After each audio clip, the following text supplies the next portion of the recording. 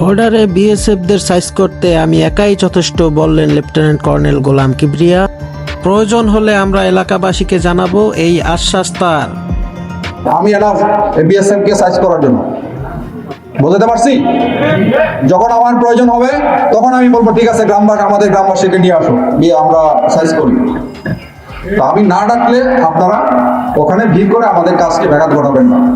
আমাদের হাতে অস্ত্র আছে, আমাদের ট্রেনিং আছে, সর্বশেষ হচ্ছে আমাদের মনোবল আছে, এবং আমাদের পিছনে 18 কোটি মানুষ আছে না? তো 18 কোটি মানুষ থাকতে আমার কি ভয় পাওয়ার কোনো কারণ আছে? তো ইনশাল্লাহ বিজিবি হচ্ছে, আপনি দেখেন আমি কি লাগাইছি আজকে, বিজিবি হবে সীমান্তের নিরাপত্তা এবং আস্থার প্রতীক। ফার্স্ট হচ্ছে আমি যখন বিজিবি আমার শূন্য লাইনে বিজিবি দাঁড়ায় থাকবে, আপনি নিশ্চিন্তে থাকেন যে বর্ডার সিকিউর, বর্ডারে নিরাপত্তা আছে।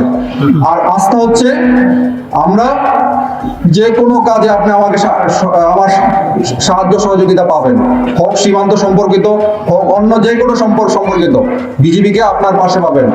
একজন বলেছিল চেয়ারম্যান সাহেব যে শিবগঞ্জ অনেক দূরে, এত দূর যাওয়ার দরকার না, আপনার পাশেই আমাদের প্রতি 5 কিলোমিটার দূরে দূরে হচ্ছে আমাদের বিজিবি ক্যাম্প। আমাদের বোলাহাট সহ আমাদের প্রায় 19টা ক্যাম্প আছে বিভিন্ন জায়গায়। প্রতিটা জায়গায় এই সীমান্তবর্তী জেলায় আমাদের ক্যাম্প আছে।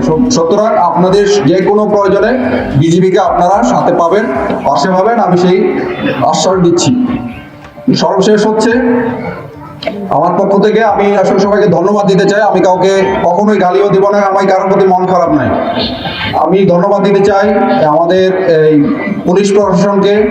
যখন 5 তারিখ থেকে ঝামেলা শুরু হয়েছিল, এসপি আমাদের বারবার জিজ্ঞাসা করছে যে কিবরিয়া ভাই কিছু লাগবে, কোনো সহায়তা লাগবে? আমি বললাম শুধু দোয়া করেন, ইনশাল্লাহ কোনো সমস্যা নাই। ডিসি মহোদয় ফোন দিয়েছিল কোনো সহায়তা লাগবে, আমি বললাম ঠিক আছে আপনারা পাশে আছেন, যদি সহায়তা লাগে আমি জানাবো। আর সর্বশেষ আমি ধন্যবাদ দিতে চাই এই চৌকা এবং কিরণগঞ্জ গ্রামবাসীর প্রতি। আপনারা বিজিবির সাথে ছিলেন, পাশে ছিলেন, এই জন্য আমার অন্তঃস্থল থেকে আমি সবাইকে ধন্যবাদ দিতে চাই। এই শুধু শিবগঞ্জবাসী না, এই পুরো বাংলাদেশের 18 কোটি মানুষ আমাদের বিজিবির সাথে ছিল।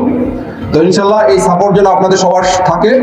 এবং সর্বশেষ রিকোয়েস্ট হচ্ছে, যেটা বললাম, আপনাদের এলাকায় আপনারা চিহ্নিত করেন কারা কারা এই কাজে, এই মাদক চোরাকারবারি করে, কারা বিভিন্ন ধরনের চোরাচালানের সাথে জড়িত, আমাকে খবর দেন।